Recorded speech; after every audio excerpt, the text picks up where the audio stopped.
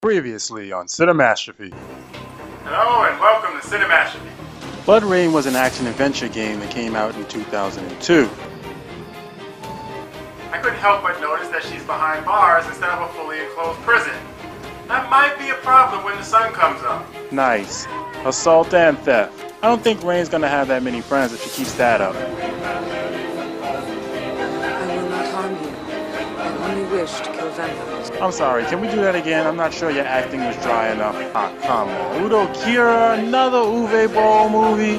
But I do not intend to stop fighting for a second. Wow, that's a whole lot of fighting there you're doing, lady. Oh, hell no. Video game month is over.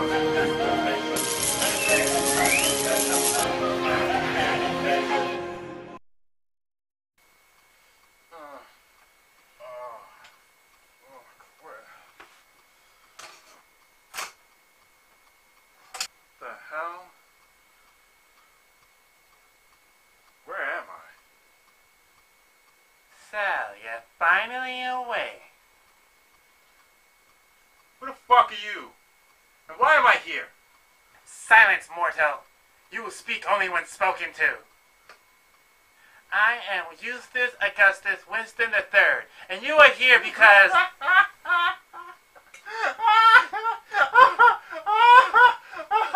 Your name is Yo!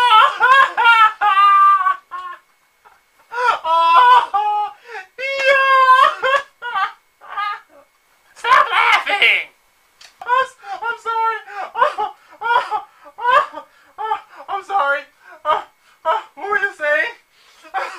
You are here because of your constant disrespect of the great George Lucas's masterpiece, the Star Wars prequels. Oh, you're one of those. Listen, it's been fun, but, Looking for this?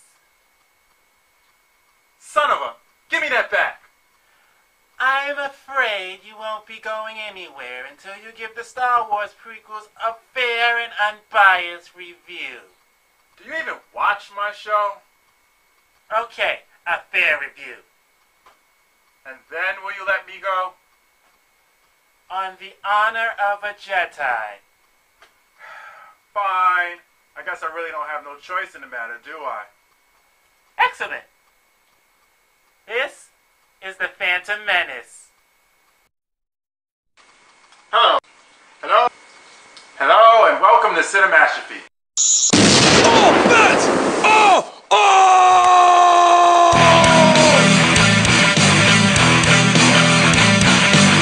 Oh! That's wrong! Oh! That's wrong! What the fuck did you think? What the hell I was going to do? Every time I stand in front of you, so you don't have disrespect. How far can you take that bullshit? Now it's time to get this shit on. Oh, that's wrong. Oh, that's wrong. Oh, that's wrong. I'll tell you right, bitch.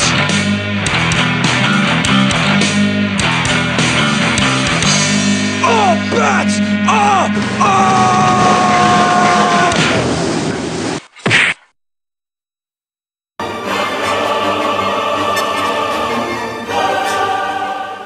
Our movie starts out with that 20th Century Fox logo, followed up by that Lucasfilms logo, letting us know that this film is going to be a classic tale, filling children's imaginations with epic storytelling, strange and wondrous creatures, and memorable characters for generations to come. It's not. Okay, we all know this part. Let me skip to the scroll text. Turmoil has engulfed the Galactic Republic. The taxation of trade routes to outlining systems is in dispute. Why? It's a Senate. Vote on resetting the taxes. The ayes have it and nays don't. What the fuck's the problem? Hoping to resolve the matter with a blockade of deadly battleships, the greedy Trade Federation has stopped all shipping to the small planet of Naboo. Again, why? What is so important about Naboo? Do they supply the only breathable air in the galaxy?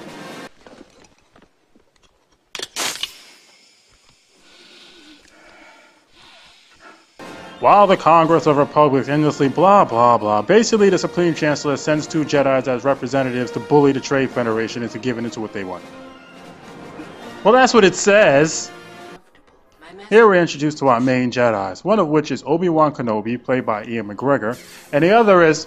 Who the fuck is that? It's cool, you know, he's played by Neil Neeson and all, you know, but who the fuck is that? Qui-Gon Jinn? What the fuck is a Qui-Gon Jinn? Sounds like a mixed drink. I wouldn't mind, except that he's training Obi-Wan. He wasn't even mentioned in the original Star Wars trilogy. Obi-Wan was practically bragging that he was trained by Yoda. You'd think somewhere along the line he would mention Mr. Jinn here if he actually existed. I mean, I'm all for having new characters, especially when it comes to Jedis, but for God's sakes, at least have it make some kind of sense. Which brings up another question. How the hell do you blockade an entire planet anyway? If you place blockades in strategic positions around the planet, it is perfectly feasible to blockade the whole planet. It's all right here in Mr. Hawking's book. You need a hell of a lot more ships than they show us, and they're all clustered in one area. It's implied! Just shut up for the rest of the review. Next we meet the Trade Federation and... What?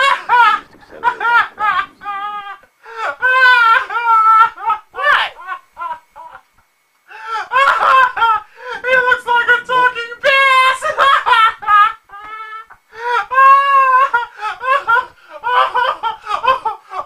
Wait, what is this? Hold on. And just like that, I'm gay. I wonder if I'm a top or a bottom.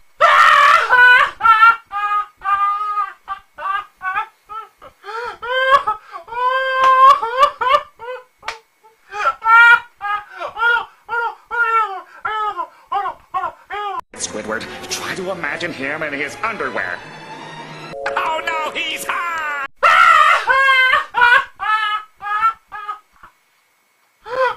Are you done?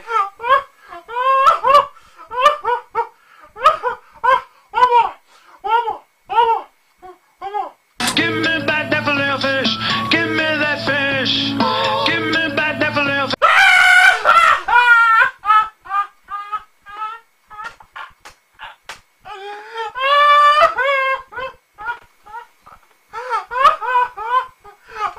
It is to laugh, huh, Mr. J? The Trade Federation is taking orders from Darth Sidious, which we all know is Senator Palpatine, so let's not act surprised later. He tells them to kill the Jedi and to invade Naboo.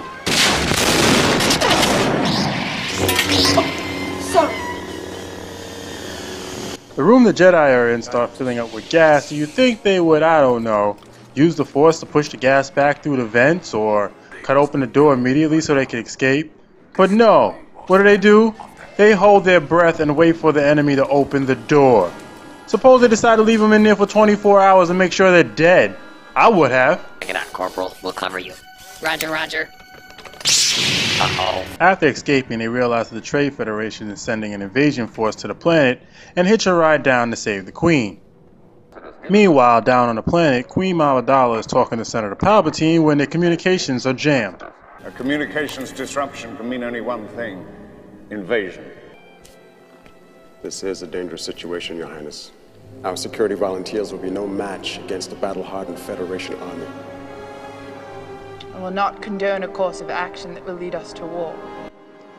Sweetheart, when an army is invading your planet, you're already at war. You're always this stupid? Did you take lessons? Qui-Gon and Obi-Wan make it to the planet's surface, and here we meet the most annoying character ever created in history. Jar Jar Binks. There's so much to say about this character. First, he looks like a deformed love child between Merman and Ducky. Second, nothing he does is remotely funny. It's just stupid and annoying. Third, his manner of speaking is obnoxiously irritating. You thought Yoda was bad? Thanks, Mr. Your humble servant. That won't be necessary. Oh, but it is. 'Tis demanded by the gods, it is. And lastly, he doesn't shut up. He's like the retarded Energizer Bunny. He just keeps going and going and going. Your support is well seen. Jar Jar takes them to Gungan City, yeah, that's what his race is called, which is located underwater. Under the sea. Under the sea. Once there, Qui-Gon uses a Jedi mind trick to procure a ship to get to Naboo City. Unfortunately, they have to go through the planet's core to get there. And of course, they take Jar Jar with them. A bunch of shit happens as they go through the planet's core, most of which Jar Jar has to be annoying during, so I'll just save you that torture and skip ahead. Up on the surface, Naboo City is conquered without a fight. Good job there, Your Highness. I can see why you're in charge. Nice. ILM is doing product placing. I didn't realize you had to do that in your own movie. How will you explain this invasion to the Senate? The Queen and I will sign a treaty that will legitimize our occupation here. Commander. Yes, sir. Process them. Captain, take them to Camp 4. Roger, roger. Stop saying Roger, Roger. It's not funny. We have clearance, Clarence. Roger, Roger. What's our vector, Victor? Okay, in that movie it was funny. Qui-Gon and Obi-Wan rescue the Queen and make their way to a hangar bay in order to escape the planet. They exit the planet and are trying to break through the blockade when they're hit and start losing power. Who should save the day? R2-D2, of course. Why is he in this movie? Because George wanted to make sure that everyone knew that this was a tie-in to the original trilogy. Even though, you know, it already has Industrial Light and Magic written on it, Lucasfilms written on it, Star Wars in the title, Episode 1, he just wasn't sure if anyone would get it. And R2 isn't the only one. In fact, let's make a drinking game out of it. Every time there's a tie-in to the original series, take a shot. Pause the video, or get yourself some alcohol. A big bottle. I have a bad feeling about this. After breaking through the blockade, they land on Tatooine to get the parts they need to repair the ship. Qui-Gon, Jar Jar, and Padme wander into a small junk shop run by an alien named Watto in the spaceport of Mos Espa. What's the matter, George? Was calling it Mos Eisley taking it a little too far for you? That is just so wrong. It's here we get our first look at the main focus of this story, Anakin Skywalker. Was he a rambunctious, daydreaming teenager like his son? Was he a rebellious adolescent like James T. Kirk in the new Star Trek movies? No. We get this. And at this point you're thinking, okay, maybe there's more to him than meets the eye. You know, big things come in small packages. Maybe it's a deception, like the first time we met Yoda. Then he opens his mouth. Are you an angel? What? An angel. Ladies and gentlemen, Darth Vader. Not only is this kid a shitty actor, but he has the worst dialogue in the entire film. I'm a pilot, you know, and someday I'm gonna fly away from this place. You're a pilot? Mm-hmm. All my life. You're fucking 9. What, did you fly a starship out of your mother's cooch, you little shit? I'm a person, and my name is Anakin. No, what you are is a skid mark on my ball sack, you little fuck. Yeah, coolie. Because they don't have the right currency for this planet, they can't afford the parts they need to fix the ship, so they have to figure out another way to pay for them. Due to a sandstorm coming in, Anakin takes them home where we meet his mother, Shmi, and take a shot for C-3PO. R2-D2, a pleasure to meet you. I am C-3PO Human Cyborg Relations. Back at the ship, they get a message from Naboo, which Sidious uses to track their location. Having successfully traced their location, Sidious sends the only person worth watching in this clusterfuck, his apprentice Darth Maul, played by Trey Parker, to Tatooine. Back on the planet, they talk about Jedis, pod racing, the fact that Anakin can use the Force, yada yada yada, blah blah blah. You're a Jedi Knight, aren't you? I saw your laser sword. Only Jedis carry that kind of weapon. Perhaps I killed a Jedi and took it from him. I don't think so. No one can kill a Jedi. I wish that was so. Foreshadowing! Anyway, they come up with a plan to sponsor Anakin in the next pod race, that way they can pay for the parts they need. Now at this point, Qui-Gon starts to wonder exactly what the audience has been wondering this whole time. Who the hell is this kid's father? There was no father. I carried him, I gave birth, I raised him. I can't explain what happened. That's right, Anakin Skywalker is Jesus Christ. Is Lucas trying to say the Romans did us a favor? That is just so wrong. After checking some of Anakin's blood, Qui-Gon finds out that he has the highest midichlorian count he's ever seen. What are midichlorians? We'll get to that a little later. Because Anakin is a slave and Qui-Gon believes he's a boy from some prophecy that's never ever explained to us, he tries to gamble for Anakin and Shmi's freedom. Unfortunately, Watto only agrees to Anakin.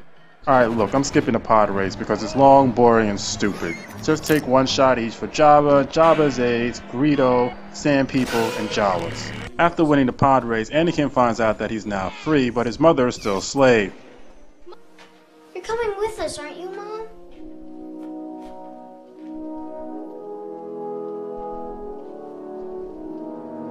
Well, 3PO, I've been freed, and I'm going away in a starship. Well, he got over that rather quickly. God forbid I ever have to leave my mother behind as a slave. It wouldn't take me a whole 5 minutes to get over it. It'd at least take 10. I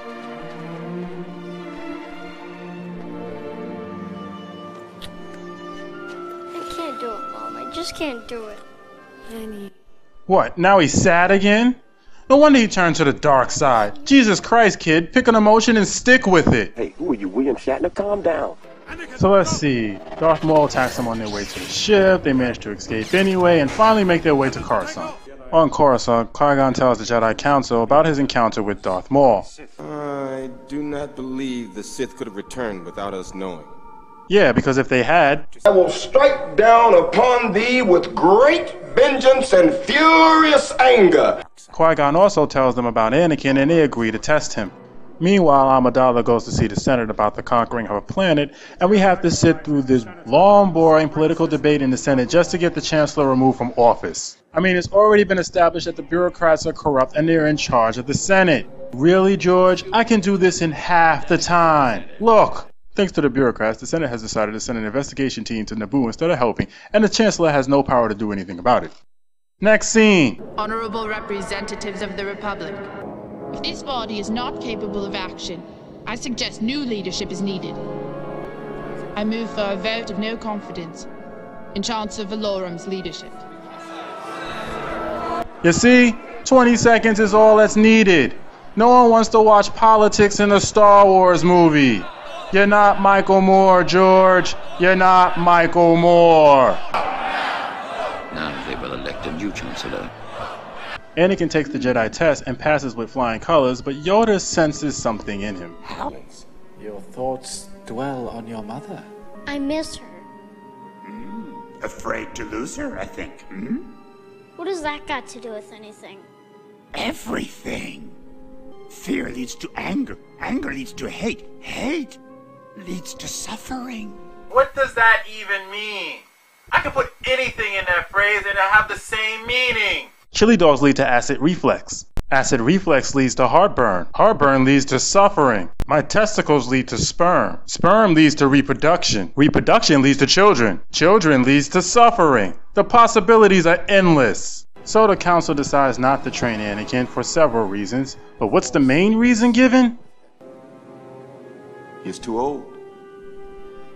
He's fucking 9! What do the Jedis take embryos out of their mother's uteruses and start training them in test tubes? Well, perhaps, maybe, exactly. Qui-Gon wants to argue the fact, but he's told it has to wait since Amidala is going back to the planet Naboo to free her people and she needs protection. Because Qui-Gon's not allowed to train Anakin, but he wants him to learn the ways of the Force, he takes a 9-year-old boy to a planetary revolution. What was it Qui-Gon said to Jar Jar earlier? The ability to speak does not make you intelligent. Clearly, given the choices you've made in this movie so far, you're living proof of that. It's at this point we are finally given an explanation for what midichlorians are. Midichlorians are a microscopic life form that resides within all living cells. Without the midichlorians, life could not exist, and we would have no knowledge of the Force. Oh, fuck you, George! Fuck you! Does anybody remember this? Life creates it, makes it grow. Its energy surrounds us and binds us. Luminous beings, so we, not this crude matter. Does that sound like fucking bacteria to you? Yeah, actually that is pretty stupid. with the help of Jar Jar to get the Gungans to join them in the fight. Oh, and Padme is actually Queen Amidala. What a twist! No, actually, it isn't. So the attack is on this way, and when the team makes their way to the hangar bay, Anakin decides to hide in one of the starfighters. This, of course, leads to him activating the starfighter and joining the fight in space. It's on automatic pilot! While that nonsense is happening, Amidala makes her way up to the Viceroy, while Obi-Wan and Qui-Gon battle with Darth Maul. Up in space, Anakin manages to disengage the autopilot, and you think he would fly back down to the planet. No! Instead, he just engages in the fight. And can someone please explain to me why he's not dead? Autopilot flies in a straight line. You mean to tell me not one of the enemy ships was able to hit him when he wasn't maneuvering? Not one? More importantly, can someone explain to me how the fuck this happens? Don't they have shields? Take this! And this! Whoa!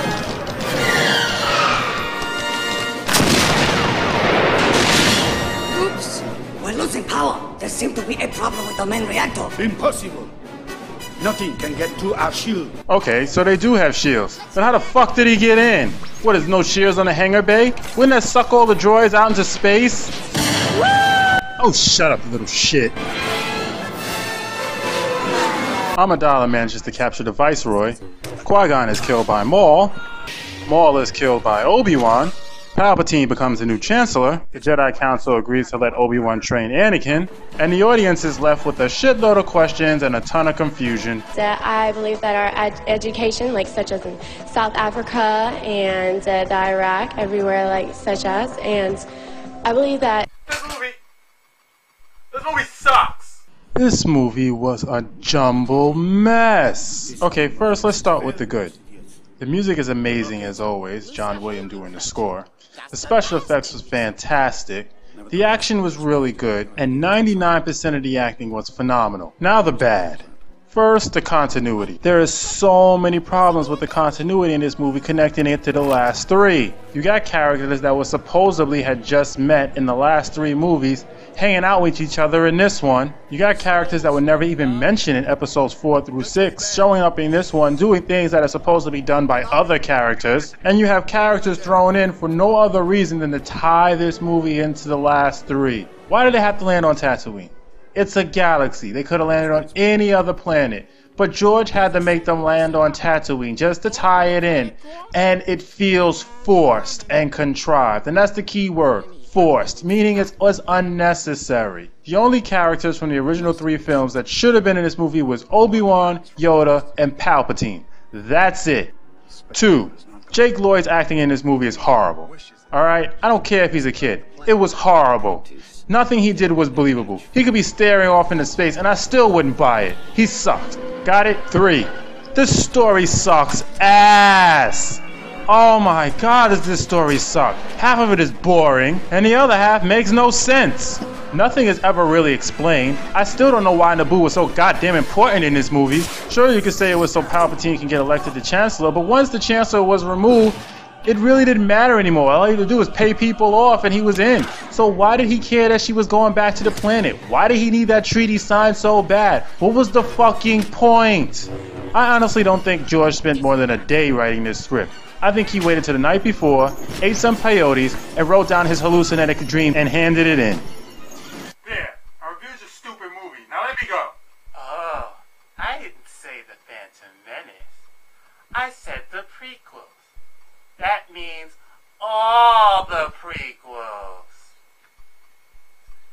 Now, if you excuse me, I have a D&D convention to go to. R2, make sure he finishes the reviews.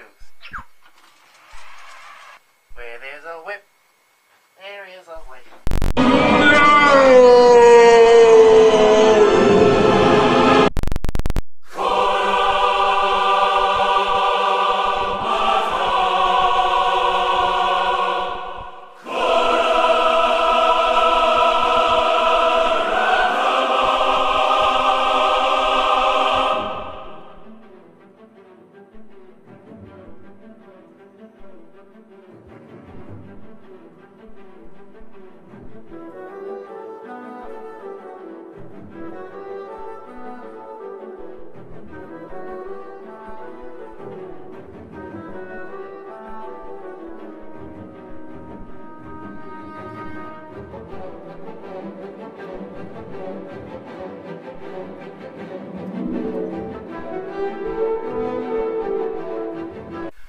to, let me go. You can always say I overpowered you. Or can you at least get me a beer? I gotta wash these things. I might as well be drunk.